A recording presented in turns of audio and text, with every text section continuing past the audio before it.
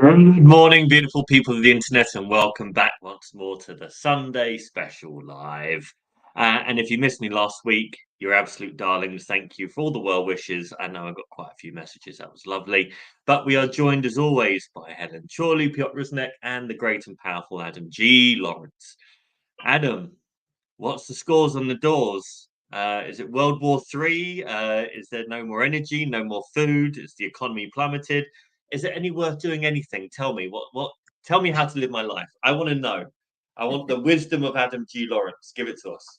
All of that, and that was just overnight, Jay, to be honest. So might as well give up now. Yeah. So supplement this week, I focused fairly strongly on the Bank of England meeting. Tried to do something that it seems that other people aren't doing, rather than people seem to be falling into one or two camps. Really, one, they're moaning. There was an article, I think it was in the Telegraph this week, saying they're destroying the economy by holding the interest rate where it is. I'm struggling to see any evidence of that really happening. There was some world-class cherry picking that went on in that article, or they're falling into the other camp of, well, these don't really know what they're doing, and who are these people trying to put the rate up? They must be mad. But really, for those who don't know or haven't read it or whatever, the vote this week was 6-1, so 6 people to hold. 2 people said raise to 5.5, which they've said consistently since September. So they said that in September, they said that in November, they said that in December, and they've said it again, those 2 people, in February. And then one person who said cut, and she is a fairly notorious dove, as is known. Dr. Swati Dhingra knows what she's doing, just a bit nervy, and probably wants to jump the gun a bit and start getting the rates down. Simple as that. So 6-2-1. It doesn't look like the most cohesive of units, perhaps from the outside, but actually, I think that just shows that they are genuinely independent. Or, as I've made the case this week, what you get, because you have got an independent central bank with a robust process, in as much as there are 9 people on the committee. There's the governor, who regular listeners will know I rate very lowly indeed for doing his job. There's the 3 deputy governors, who generally know what they're doing, but seem to have an issue with breaking ranks with the governor.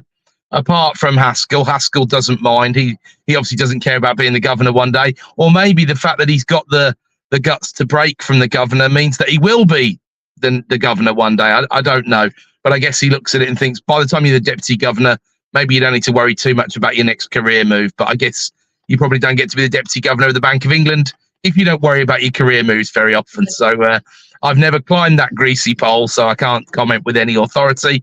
And then there's the chief economist, who, of course, like all economists, stands on his own, and everyone thinks he's an idiot, but actually he's reasonably sharp chap. And then you've got 4 external members of the committee, so they're effectively the non-exec directors of the committee. They've all got CVs that are absolutely toe-curlingly wonderful: Harvard, Oxford, Princeton, blah blah blah blah blah. You know, PhDs scattered around. You know, you're a big horse basically if you've got to be one of the externals. You also get a nice 158 grand a year. So I was thinking about offering to do it for 157, but if I could borrow a few of your degrees, Jay, I might be powered up enough to get the job. But in seriousness, the externals are the ones who actually will stick their neck on the line. They do a proper job. You know, they will make their cases, they make their speeches. Catherine Mann, who is one of the hawks, she always wants to put the rate up. She's one of the 5.5 camp. Very powerful economist, American economist, makes a good case. But as I said, Dhingra also has her points. So I think it's not a bad thing that they disagree, but it does tell you just how hard it is at the moment. Because remember, part of their job is to be second guessing what's going to be happening in 6 months' time. And there isn't as much evidence as people would like. And I've come to this realization in the last few days, really, that we're in a similar cycle to last year, where everybody thinks that inflation's now under control and going to go down and blah, blah, blah. And I'm like, right, I've got to just check my thinking here. I can't just get stuck in a inflation overdrive. There's always going to be inflation, rah, rah, rah, wow, wow, wow situation. But you do have to bear in mind that between beginning of 2010 and the end of 2019, right, the average inflation rate over that decade was 2.7%. And if you cast your mind back to last decade, you would probably tell me that we didn't really have a lot of inflation, to be honest. You might remember we had a little wobble around the time of the referendum. And of course, sterling got devalued dramatically. And that forced some inflation because we import so much stuff, right? That's reasonable. You might not remember that 2011, there was talk of a double dip recession. You know, we were going to go into a second turning of that cycle. And actually, that was the highest bit of inflation we had was in February 2011. I think it was 5.2. So it looked like inflation was out the gate. Again, that number over 5 is not a comfortable place to be. But now all these consultancies are talking like, oh, well, inflation's all sorted and everything's good. And just because we've had a couple of pretty good prints. Now, I'm a bit worried about that. And I'm not disagreeing just to be difficult. But I have maintained throughout that I think there's probably around about 4 years in your average cycle before inflation truly washes through. You guys know that I hold the tinfoil hat position of come off it. The government's delighted with 4% inflation, utterly delighted, especially while they've got these frozen tax thresholds, because really it costs them very little political capital because people don't see it. They don't feel it. This is a bit like 14,000 people a year die from air pollution or related conditions in London, I believe, and the surrounding area. I believe that's the number. And that's one of the things that's used to justify ULEZ and expanding ULEZ. That's an enormous amount of people. But because you don't see, air pollution is not a big reaper that goes around with a scythe cutting the head off people. It's a long, slow burning, nasty way to die, which also has associated conditions with it. So no one makes a particular fuss about this 14,000, which is unbelievable, really, when you think about it. Whereas if there's a terrorist attack and 14 people die, my goodness me, you don't half know about it, and we're probably going to go and invade somewhere. Right, so even though it's 1,000th of the deaths. Now, there's obviously not complete equality between those two positions, but you understand the point that I'm making, right? So this is where inflation is. Now, I like to keep an eye, and I'm always surprised that no one looks at it more than they do. I try quite hard to read what's going on in the economic press of note, and I also try to take in the articles on I was surprised, disappointed, and also I just wasn't really sure whether to do it or not. I shared an article from The Sun overnight, and that was an article about what to do effectively with your extra money from your national insurance saving from 12% down to 10%, and also just about apps in which you could get cash back on your shopping.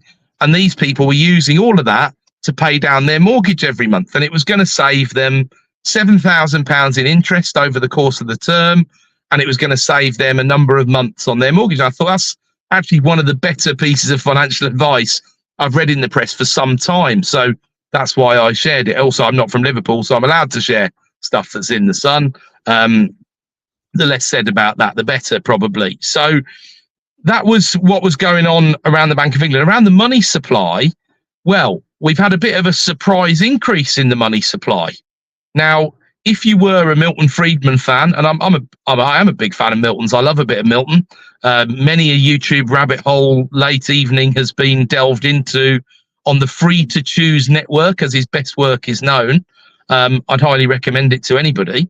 But Milton would tell you it's easy to predict inflation. Just watch the money supply, because the logic really is, if there's money sloshing around, guess what? It finds a home somewhere. And if it finds it in goods, which it generally does in the US and the UK, then prices start to be chased. And we've already got this sort of wage situation, which I cannot believe people aren't talking about the wage situation more. So I laid out my 9 points in terms of why I don't think inflation is under control. It doesn't mean we won't see a bit of a drop off in the next few months, but this is not going to be some kind of terminal drop off. And actually, a commentator on Facebook that I respect quite a lot thinks that we're still going to raise rates again. I'm not quite there. I just think we've got to hold at 5.25 for longer than anyone would have liked. And I was in the camp that we should have gone to 5.5 in September, right? Because if we had done, we could have done that for a shorter length of time. Instead, we got 5.25 for a longer length of time. And overall, we end up spending more money. Now, this money supply increase is quite a bump, right? So it's only 0.75% increase, but when that's billions of pounds. You know, we're talking mega bucks here when we're talking about the money supply. So that is a cause for concern. It had a 13-month trend downwards, and then we've got a bump back up again. So this is absolutely what's endemic at the moment. We're in a flat trading range where stuff's sort of going on. There is obviously concerns over some of the unemployment stuff because the recruiters have issued profit warnings. There was a really sad article. I hope everyone shed a tear when I shared that one on LinkedIn, where the KPMG partners last year had to survive on a paltry £746,000 each. I hope they're okay. But in seriousness, I see Jay looking with his puppy dog eyes there. In seriousness, though, that's not a lot of money for a KPMG partner. Right? That is a million, if not £2 million a year job, realistically. So that shows you where the cost pressures are in the services industry. And I'm going to go out on a limb here and suggest that KPMG aren't stupid, and they've pushed their prices as far as they feel they can when it comes to services inflation. And obviously cost pressures are getting to them. Hence why there's a wage freeze across the board at KPMG in a time when a minimum wage worker is getting 9.8%. That'll go down like a lead balloon. But of course, when they put something like that out there, they're also sending a signal to what is effectively a cartel of the big four auditing firms to say, well, you guys can probably get away with that as well if you want to, you know, or someone like EY is just going to go, well, we can keep the wage rises right down to a couple of percent this year, and we'll still be better than what KPMG are doing, you know. So that's the way they'll look at it. So there are a few signs in the employment market, but while unemployment's still 4.2, it's difficult to get too worked up about it. And then I did a line by line of the Bank of England exec summary, which is worth a read. There's a couple of bits in there that I really just thought they'd vastly understated, and it just shows how interesting it is when they move away from the data and talk about what their consensus really is as a group. Well, the vote kind of proves there isn't really a whole consensus over what's going on, but some of the stuff had kind of been papered over a bit, it's fair to say. And it was a strange set of minutes. I guess perhaps it's a bit awkward for them when they do have a three-way disagreement, because there will be the side who are, you know, blaming Andrew Bailey for everything that's gone on and not controlling inflation, even though secretly, as I say, anyone to do with the Treasury or the government is utterly delighted at the inflation situation. Once the last industrial disputes have been settled, you know, they're chuffed to bits. And I'm sure Jeremy Hunt is still thinking that when April comes and these wage rises come in, once he can squeeze in another little tax cut here or there, he's going to be absolutely laughing and think that this is going to be the Conservatives in the ascendancy. That will only be predicated on Labour being really, really limp, lukewarm and weak. I'll give you one little spoiler snippet that I got from an inside source this week that I've actually put in my Property Investor News article for February. So don't panic when I release this information. But one of the things that Labour are considering as a policy is to basically remove the right to gain vacant possession for sale of a property. So if you looked at the removal of Section 33 in Scotland, which is the equivalent of England's Section 21, right? This happened 7 years ago now. And the rental market didn't fall apart in Scotland. The biggest damage was done by the rent control, rent cap legislation, as everybody knows. Everybody's seen the evidence. Everyone apart from Patrick Harvey of the Greens coalition, that's not really a coalition apparently, knows that it's been a nightmare. He wants to push it further because he's an ideological idiot, right? But everyone can see the damage that's been done by that. But the removal of Section 33 was not too problematic. Why? Scotland have got a fairly well-functioning court system. The law is a bit different, does protect the tenant a little bit more up there, but you can't get this nonsense about you're 2 months in arrears, then you pay enough to be 1.99 months in arrears by the time the court date comes, and then you don't have that in Scotland. If you're consistently behind for 3 months, you're gone under the Housing Act, right? The tribunal system is fair, it keeps it out the main courts. I think every time I've been involved in something legal in Scotland, it has been a pretty fair result, although I'm pretty objective and I don't mind if I lose sometimes.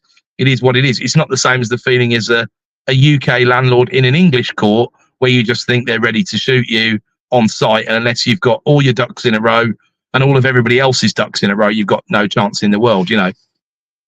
But Scotland, obviously more ideologically left-wing than the English administration, and you would think more to the left than the Labour Party in its current incarnation, did not remove those private property rights and still allow vacant possession on sale of a property. So remember, this is only something that Labour are considering, but it tells you that they would think down these relatively dangerous lines of affecting private property rights. Now, the person who told me was seriously concerned because she was worried that ultimately, you know, you wouldn't be able to evict to sell a property. And I said, well, how many tenants have you evicted to sell a property? Well, I never sell anyway. Well, okay, so you're okay. That's jolly good. But let's think about it this way. What about as a buyer? I mean, this is a dream scenario. This is Section 24 was a pretty dream scenario, but this is Section 24 on steroids, right? Because everybody goes, panic. Everybody wants to release tenanted stock. Nobody likes tenanted stock at the best of times because they're all paranoid you're only moving on problematic tenants. I'll be buying. Hello. Yeah, I'll be buying. And I'll be out raising some big money to buy. The only challenge that I thought there might well be is what will the revaluation look like? But if we can come up with some kind of funding structure which says we're not going to sell while there's a tenancy ongoing, we'll just sell organic. Because the thing is, with hundreds of properties, you can just sell organically on vacant possession and you're protected by the law of large numbers. But it would be one more already the regulated tenancy structure, right? Because there are lots of it's close, isn't it? It's close, yeah. And they pay like 2-3% yields, and people do raise money, but mostly institutional, like from like big players. It's not really bank money like mainstream. So I'm sure buying ASTs. Remember what I mean, in its current incarnation as a floated idea, they weren't pairing this with rent control in the same way that you would in a reg tenancy. So if they were going to pair it with reg, well, then you're just back to the 1970s. And then there is a potential collapse in the PRS, which is problematic, to say the least. But once again, with 500 properties, you'll just get the average, and 4.8 year average length of tenancy in the PRS. You're gonna recover possession on 100 properties a year anyway. So you will be able to sell at VP value, and it will be less problematic. And I think I've thought of another couple of potential solutions to work around it. So I would be delighted if that was the case from a personal and selfish perspective. But putting my interests aside, of course, I would be gutted if a Labour government thought they could remove private property rights, because that's Corbyn, and that's what kept me voting for a mushroomed head philanderer over and above anyone who would have let John McDonnell into number 11 Downing Street. Because if you thought the lettuce and Kwarteng were bad, McDonnell would have been Putin on a spree. Do you know what I mean? The man would have been a proper danger. So if we're going to start knocking private property rights, we've got a big problem coming. Now, I'm not saying that to scare anyone. I think that's probably got a 2% chance of happening, because someone with half a clue who lives in the centre of the Labour Party will go, don't be such a bunch of prats, right? I'm very hopeful that will happen. But it is the way those people are in the party. And the argument that's coming to the fore at the moment is, let's hope that Labour win by a reasonable amount, because if they do win by a reasonable amount, you won't have to pander to whichever bloody idiot suggested that was a good idea, a good policy idea. So I might have to vote late. Well, there's no point voting Labour. I live in Solihull, so Labour have got no chance in the world. But, it just shows you, apart from anything else, Conservatives aren't going to be helped. If Reform UK is serious about standing a candidate in every seat, that's going to take more from the Conservatives than it will from Labour. But it will take some Labour voters out of the red wall as well. And it could just be a really limp turnout of an election. And that's the danger, because where does that leave us? Don't really want a hung parliament, wouldn't be ideal. And you think if Starmer can't beat this lot, then Starmer can't beat 11 cardboard cutouts on a football pitch, can he, at the end of the day? I mean, blimey. It's there for let's face it, it's there for the taking, isn't it? It's there for the taking. You can kind of see where this has come from, though, right? You can see that there's been a lot of landlords that have been exiting. They've been turfing out tenants. So you can imagine those tenants have been going to the daily clinics of their local MP. Buyers are still concerned that they cannot afford, not just the interest rate, but just the mortgage affordability.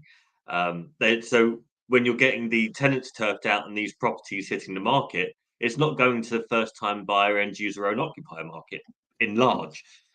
So if it was turfing out the tenants and going to end-user, own-occupiers, there probably wouldn't be too much of a noise made about it. But I think Labour have always been very much, tenant-heavy on rights instead of responsibilities, which is not a bad thing necessarily. Agreed. Look, they're there to protect people rather than resources, aren't they? And that is inherently a bit of a problem, realistically, when resources are tight.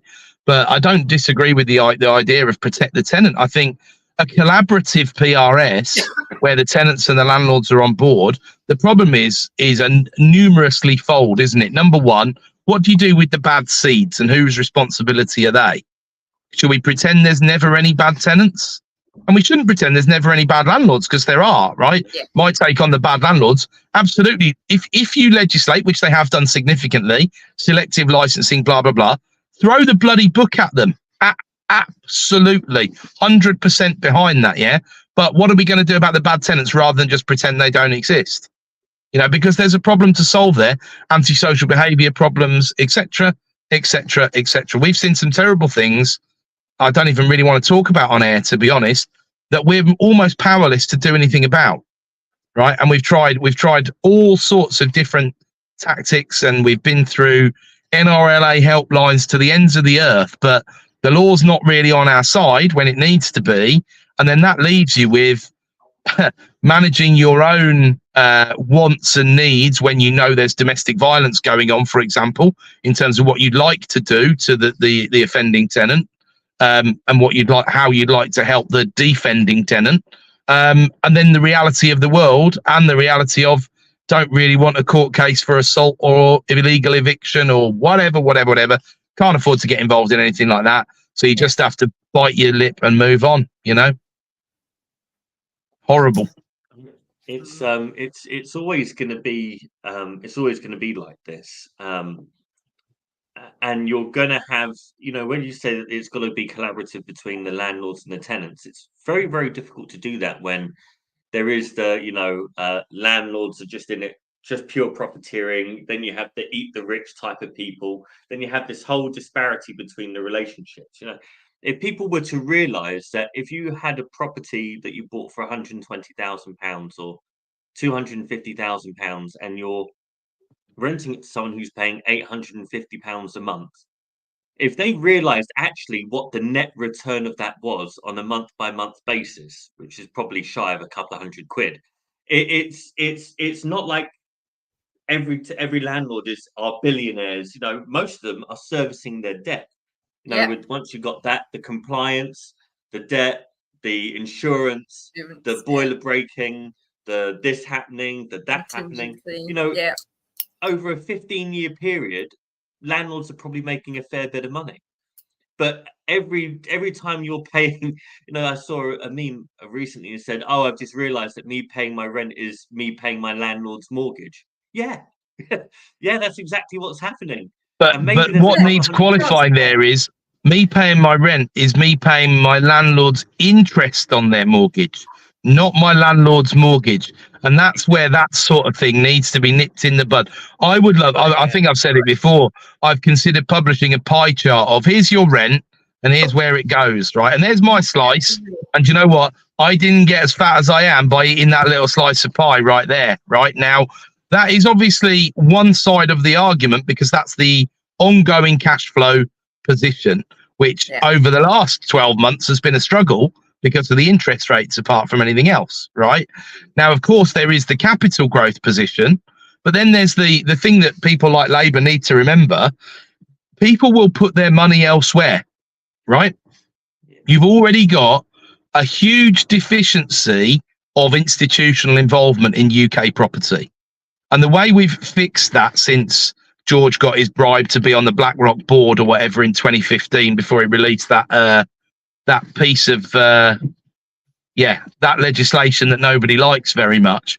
That's wooed 75,000 build to rent completed units and a load more in the pipeline, all of which effectively are built for yuppies or whatever you call them these days, 18 to 34, who work for KPMG and the likes, who can afford their rent and they're in a nice place in a city environ or perhaps an advanced suburb, right? That's what build to rent looks like. So how many new build to rent models have we had? 3 beds, by a school, that sort of thing that might be neat, by a good or outstanding Ofsted. I am willing to wager that's the number, right? Yeah. So that's a failure. And institutions, I don't know where this has gone since Lloyd said that they were going to go into the secondary market. But my belief is that institutions at the moment just don't have the data or the operational control they would need in order to manage a portfolio where, you know, Rod said it quite openly. We've got a portfolio in Scotland where last year, the maintenance costs and capex on that portfolio were 30% of the rent. Not the operational costs, right? Because you've still got the agent and this, that, and the other. Now, luckily, at 13 and whatever % yield, you're still okay. But the point is, look at the pie. Let me show you the pie, yeah? And let me show you except last year, our pie was negative on that portfolio because we were still on a floating rate waiting for a certain bank, who shall remain nameless for the moment, to pull their fingers out of their backside because we had 20 months in the remortgage process. Now, don't cry for me, Argentina. Don't get me wrong, right? That did not send us towards the bankruptcy house. And now we have got a nice fixed mortgage on it. We're getting that money back and we'll make a profit on it, you know. But that profit compared to the rent or compared to the agent's position, who takes none of the financial risk, and they do a good job. You know, I'm not moaning about the agent. I own agencies, right? So I understand the difference in the business model. But let's just remember, you're not taking the financial risk. Okay, you're not sharing the capital growth upside. There's an argument that the capital growth on these in the west of Scotland are perhaps not where you would want them to be anyway, because the population's quite flat. I see it as a bit of a punt on, should Scotland leave the UK and join the EU, there'll be about 4 trillion migrants that the EU will want to send over, and that will lead to an economic boom actually in Scotland. And that's my hedged reverse case, if you like. Whereas a lot of people would see Scotland seceding as a significant problem, I think there'd actually be a significant opportunity there. But similarly, I see the opportunity in the removal of private property rights. I'm not happy about it, but that's what you got to do, right? You got to see the opportunities. Brilliant. Well, we looked at a property, a couple of properties that when we had an auction buyers club call. I think it was either last week or the week before. I think it was somewhere in Kent, deep dark Kent, and the guide price was the price at which the property had sold for in 2004. Love it. 20 years. 20-year discount. 20 years of nil, count it, nil, zilcho, capital growth. Bear in mind, 7,300 days of no capital growth. Yeah. Insane. And it's one of those that if it did sell at that price, it not only is there zero capital growth, but there are costs to selling it. So actually, you'd find that even though there was consistent, however long they owned it for 20 years, 20 years worth of income, fine. Yeah. I mean, I think past the 12, 15 year mark, if you're well managed and you're structured correctly, and maybe for the last 10, 15 years, not many historical landlords have been, but let's plaster over those cracks. It's just assume that they've done really very well. They're on their price in and price out, they'll be down on cost. They'll be down. Yeah. And there's a couple of other examples like that. So I think unless you're very savvy, capital growth isn't what it used to be, and that's pre-inflation. Well, it's an interesting one because I made that point that, you know, capital growth is over according to some, but obviously 2020 to 2022 would disagree with that, and I think I think we're so far below the trend line at the moment. I think we will get some, but really, the only thing you've missed out there is that you're talking about the nominal price 20 years later. Let's introduce my old mate RPI, shall we, who wants to come in and savage your returns in real terms. Savage them. So certainly capital growth over and above RPI is a challenge. But remember, RPI is still 5.2, right, at the moment. So we could. What I'd be surprised. I wouldn't be surprised if property prices went up this year. I've said as much as my prediction. I would be surprised if they went up much in real terms. That's where I would be surprised, because it's inflation continuing to drag them forward at the moment, or at least keep them sideways. Let's say. On another subject, a new series of Apprentices started, and we hear Ooh, super like I kind of like I watched yesterday half of the replay. Don't tell me all the things if you watched it, but we here discuss like super serious subjects, all this inflation, the policies, blah blah, like. And I think on Apprentice, like I know one person is a friend of mine. He's on Apprentice, Tre, and I know Helen. You know someone who's an Apprentice, right? we do. We have a property sister on there, Raj God. Chauhan, Wow. award-winning mortgage broker. So Yeah. tell me about So- this, because like it really puzzles me. I see those people like doing those challenges and literally look like they're like nursery people. Like they just been taken from a nursery. And like I saw them baking a brownie. Come on, baking a brownie is like the simplest ever task. They forgot the flour. It's ridiculous. To be I- fair, I if would we film went this on and be at that. Apprentice, would it be the same? Mate, Piotr for Apprentice. I want to see you on there, mate. Come on. Go and tell Sugar a couple of things about himself, mate. He needs to hear it. I see a couple of clips. I don't watch it because I find it too cringy. It's Same. too much chewing gum for the eyeballs. You're just blinking your way through it. But I saw a couple of things on TikTok, which I promised myself I'm going to delete one day. But I saw a couple of clips on TikTok, and there's like you got the girls on one team and the guys on another. God knows how they're getting away with that in these days. But anyway, they split them into their XX and their XY chromosomes just for shits and giggles. And they're talking about. Don't think you're allowed to do that anymore, mate. Sorry, I've got to stop you there. Not sure that's allowed.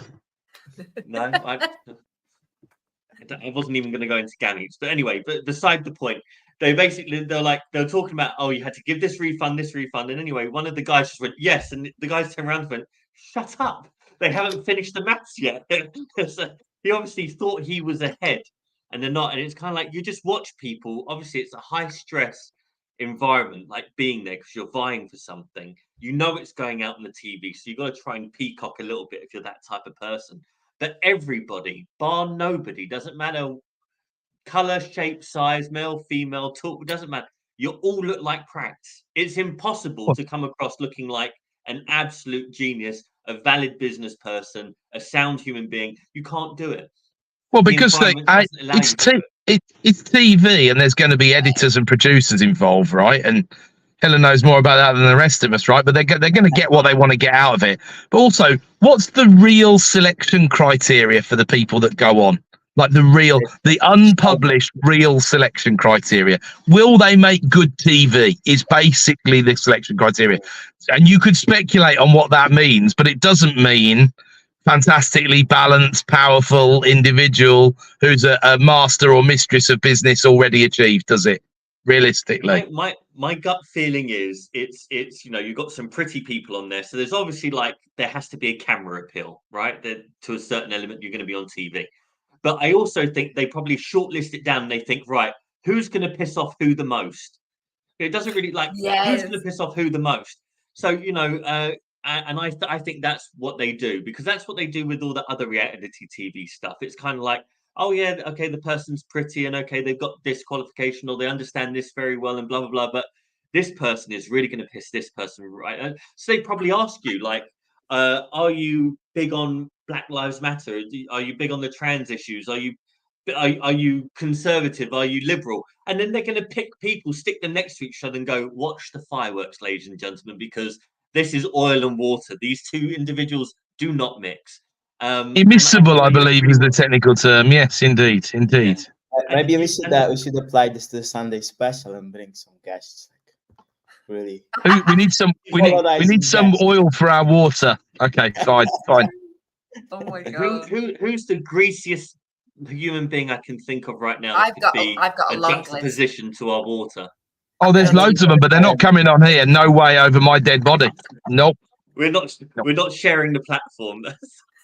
They could zoom in from Monaco, for example. Or North London. Or Ipswich.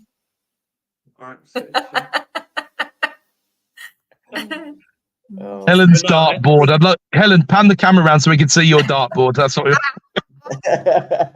It's not so much a dartboard as it is an actual temple built to the destruction and demise of these I was, hideous individuals. I was hoping for a firing range or something, really. Because quite see Helen in the ear defenders with the Glock or whatever, just like dartboard. You want to see my collection of axes?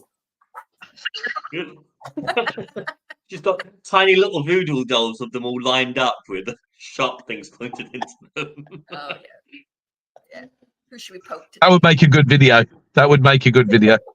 It would. And one of the people that's in our auction buyers club had a bit of a run-in with somebody on the property scene a number of years ago, and that person completely ruined their confidence.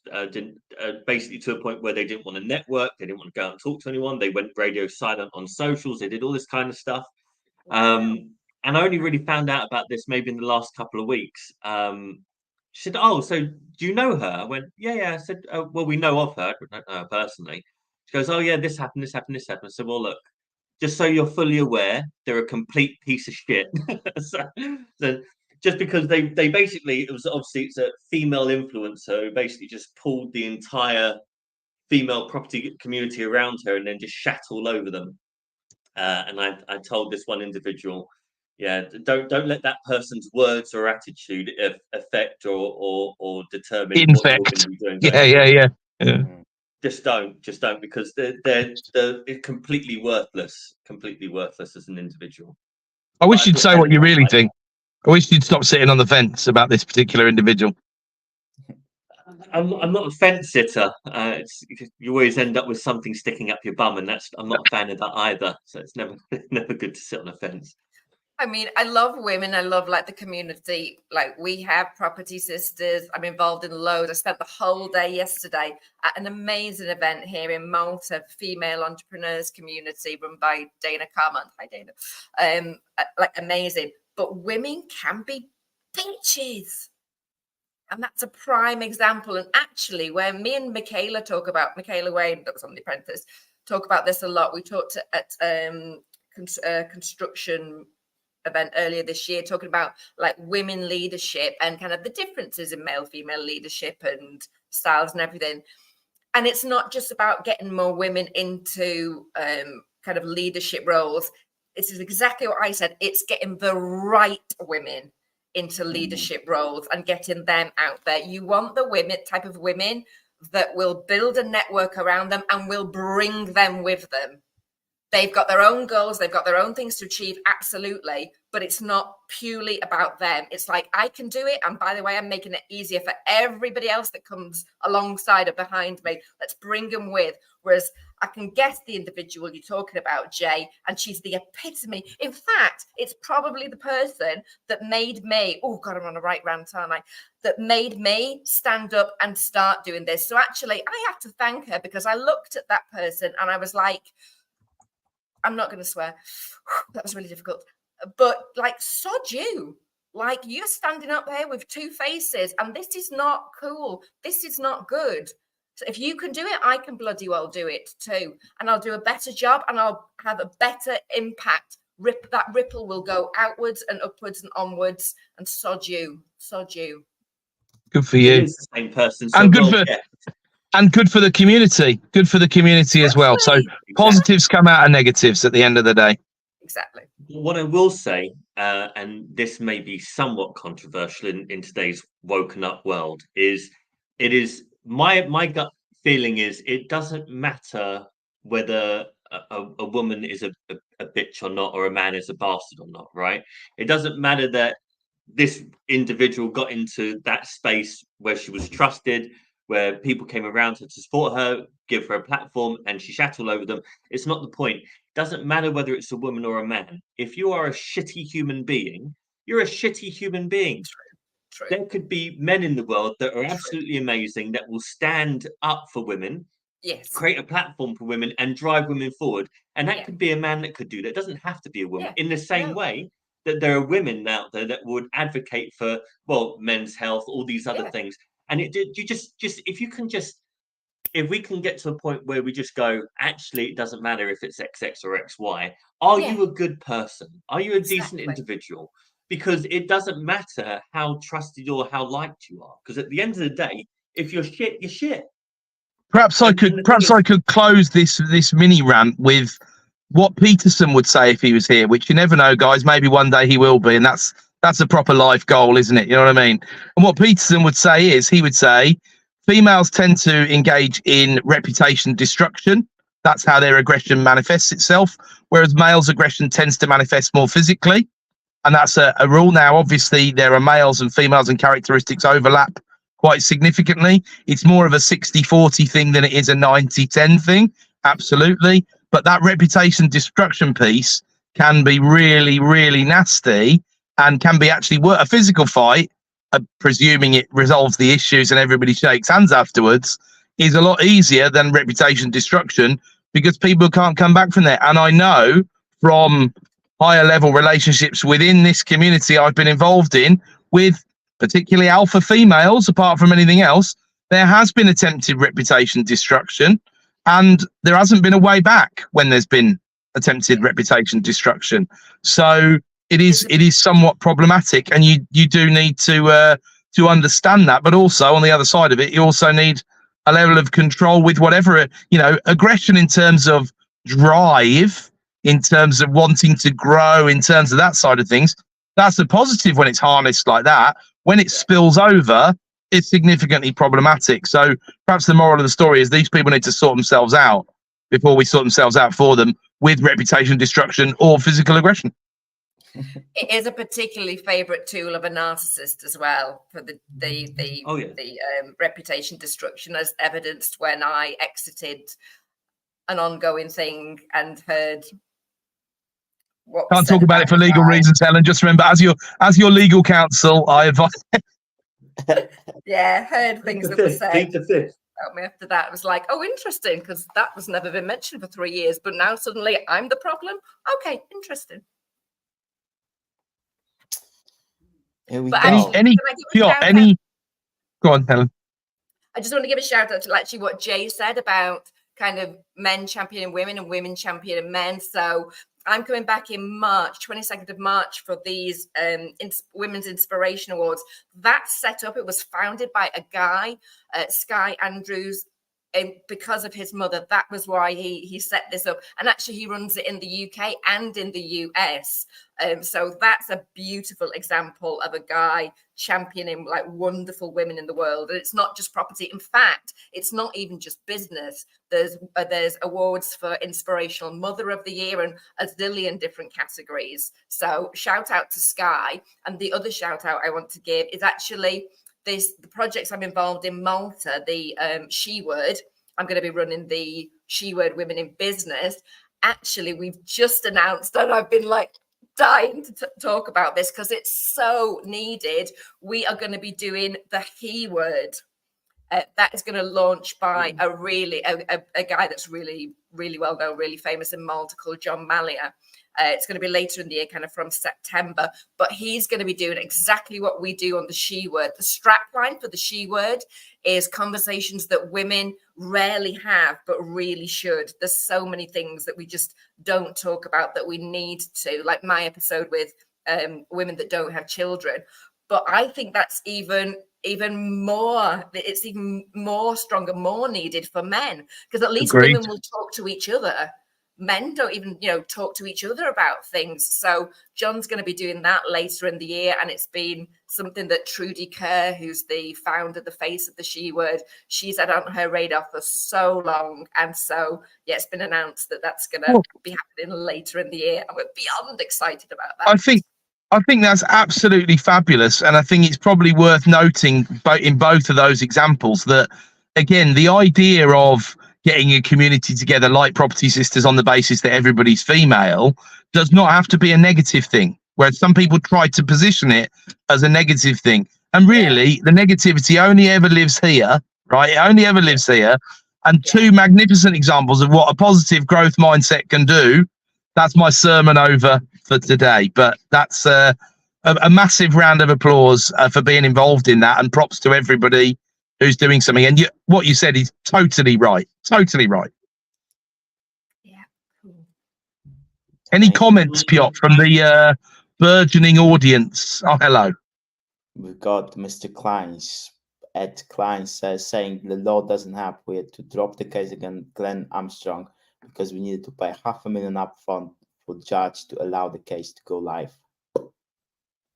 That's ridiculous. I mean, do you know the Alan Bates, the post office chap, said that if they had to bring the case today, they wouldn't be able to because the system has changed around funding these cases. But if you watch the documentary, you see, I don't remember the exact numbers, but roughly the initial payout was going to be 50 odd million, of which 40 odd million was legal costs, and 10-12 million was going to go to the postmasters. Obviously things have moved on since then, but you just, it's a bit like these Dan Needle's done some interesting stuff against these slaps, strategic lawsuits against public participation that normally go on. There are property trainers and gurus who may or may not try and use religion as part of their sales funnel, let's just leave it at that, who are extremely aggressive and litigious and will use a very large law firm who are in things like the Panama Papers to basically scare the CRAP out of people when they go anywhere near them. And it's horrific that people will abuse the law, but money buys the law sometimes. I'm really sorry to hear that. But obviously as well, there's a commercial decision there where even though he will have more than 500 grand if you can go and access it, will you ever be able to get your hands on it? Because there'll now be a network of shadow directors, as you, I'm telling you what you already know, Ed. It's just rubbish. And sometimes I always remember, I advise people the same thing. I was talking to someone this week who was thinking about litigation, and I said, go and watch Robbie's War on BBC iPlayer, Robbie Chenguiz. I've mentioned it before. Great program. Go and watch that program before you consider litigation. Go and watch it, because sometimes, again, you've got to take the phoenix out of the fire and move on. Sometimes you've got to make a point. And going back to Dan Needle, he self-proclaimed warrior of all tax avoidance schemes apart from anything else at the moment. His problem is that he's a multimillionaire with time on his hands who doesn't want to work in the magic circle anymore. So he's a proper unicorn, that man, and he knows the law. He knows the law. So he is a bit of a bastion in these situations, and he's recently exposed a PR firm for basically being a glorified scam operation. Very interesting stuff. Yeah, it is quite heartbreaking that things like that can go on and people can be doing all these things, and then some other people doing like minor things get prosecuted and like police going after them. Anyway, well, there is a comment from Jim saying, is the Labour approach to tenancy just on a step to larger landlords rather than just 1 to 3 small property investors? I think we touched on this a little bit. I think it might. I think it might be, Jim, but it's not necessarily the case that we knew that Labour were on this bus of larger institutional landlords, but their lack of understanding of the PRS / their ideological blindness towards all property is theft if you're far enough on the left are problematic, because I don't think they understand the problem yet, and I think they need to spend some time understanding the problem. Angela Rayner understands that we need to build houses and we need councils to do it. I don't know if she understands how we fund that. And I also don't know if she understands that how profitable or not it is for a council to own stock rather than to pay housing benefit, because of things like that 30%. The council can't send Jim round with a screwdriver to fix a light bulb. There's going to have to be all sorts of costs associated with the bureaucracy and compliance side of that. So I don't know what sort of percentage of the affordable rents they spend on maintaining their stock. But when you've seen a row of council houses where the roofs have been done or the external wall insulation has been done or et cetera, it's not like they don't invest in the properties, right? So I'm not sure how profitable or not it really is. And in this sort of interest rate environment, even at council rates or bond yields effectively, I don't know what they could borrow in order to make that meaningfully work. But I don't know if Ms. Rayner has considered all of that just yet. If she wants to help, she can happily give me a bell when they get elected, and I will do my best to be non-partisan and cross the Rubicon over to the other side. I have voted for the Labour Party more than the Conservatives in my voting lifetime, because I was quite a big fan of Tony Blair early on anyway. So declared interest, I voted across the Rubicon. I was the same. And I had a really strange conversation with someone who just automatically thought that I was a staunch conservative, and I was like, well, I'm 37, so the age where I grew up, it was exiting John Major into Tony Blair onto Brown, blah blah blah, and yeah, I think all the way up until Gordon Brown, I had voted Labour. I then stopped voting Labour when Gordon Brown, who used to be head of the Treasury, sold a fuck ton of gold off for like 2 pence in a billion or whatever he did it for. It's something ridiculous. So $275 an ounce at the time, the absolute fist. Yeah. I mean, the French don't even have a word for it. It's a faux fucking par. That's how bad it is. You had to stick a bit of Britishness in there to add to the level of stupidity here. And then I think I voted for Piggy, what's his face? Cameron. I voted for Cameron.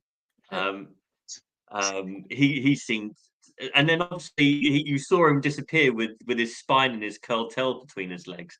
And then voted Conservative once more because the sheer fear of Corbyn getting into power was too much to bear. There was no choice. There was no sensible choice last time round, my friend. That was the only play. That was the only play.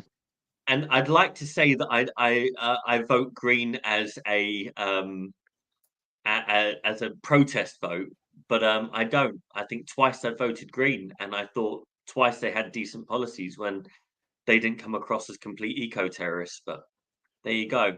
Remember, they conceptualized Section 24, and they approve of a world of no growth. Well, that's not that easy to sell, guys. Sorry. That's not a good one, but no. But then not for this economist, Chief. Not for this economist.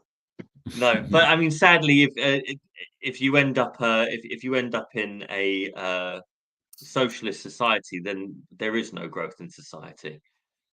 So you kind of have to take the one poison over the other sometimes.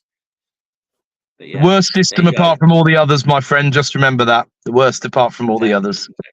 The only one I don't think I voted for is the Liberal Democrats, outside of the other outliers, because when I was doing my last degree, they were part of a coalition and they completely backstabbed every single student up and down the country, with the exception of the Scottish, of course.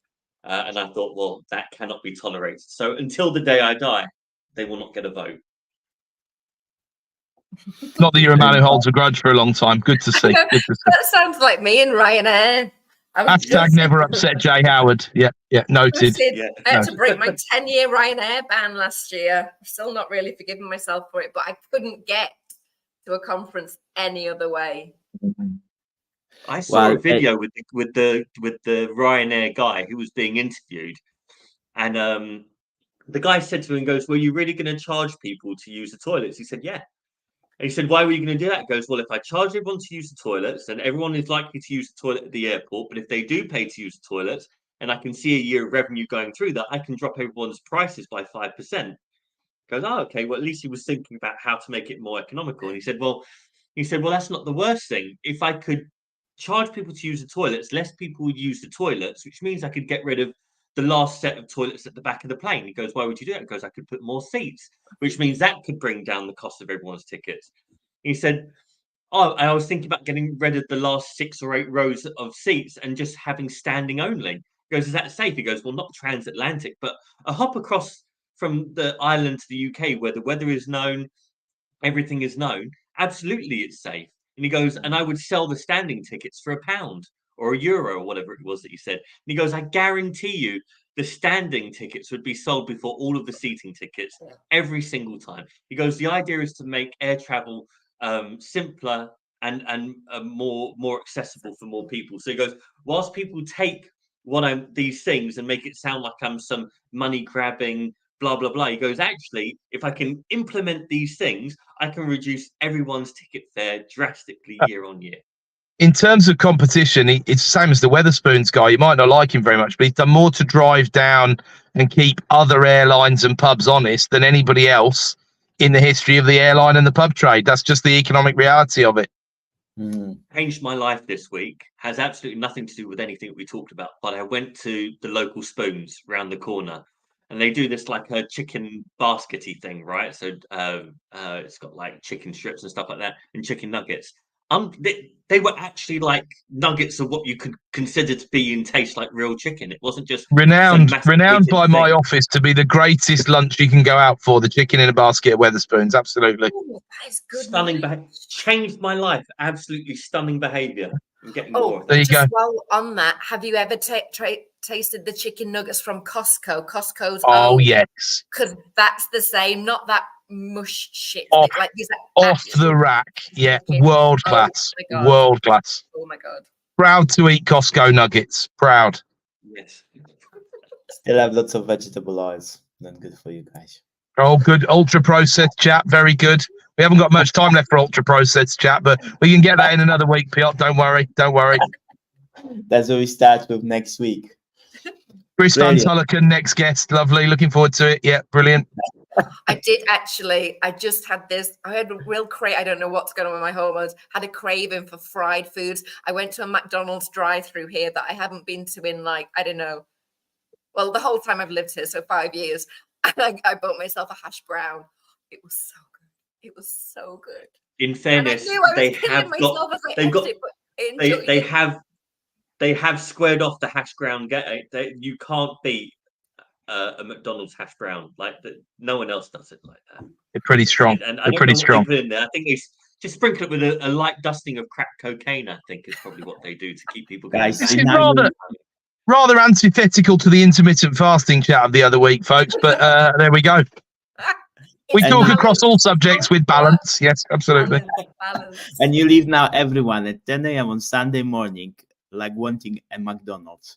Like people have turned off because they're on Just Eat or Deliveroo right now. Right now. Piotr, by the time they've heard this, it's too late to get the hash brown. We've done them a favour. It's over. I'm 10 o'clock in disappointed the morning. with you guys. I thought this was educational. Very But well. to bring this back around, because I get the feeling we're running down the clock. I think it's almost 10 o'clock. We're going to disappear. I think just to kind of at halfway during this call, I thought I kind of wanted to, I was thinking more about Ross Harper, the fact he hasn't been on the call for so long. And Ross had a catchphrase that he used to share with us on a very regular basis. It was, don't be a dick. And I think on some of the things that we discussed today, certain characters and certain parts of the industry, maybe it's people on the monetary committee or people in parliament, it doesn't really matter. But if we can leave you with something today, it's hashtag don't be a dick. And that's me channeling my inner Ross Harper to share that beautiful message with you all. Don't be a dick. Ross, we salute you. We miss you.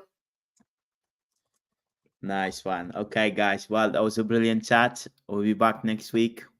Hopefully, with more healthy chat. See you next week, everyone. See you next See you week. next week. Good week. Bye.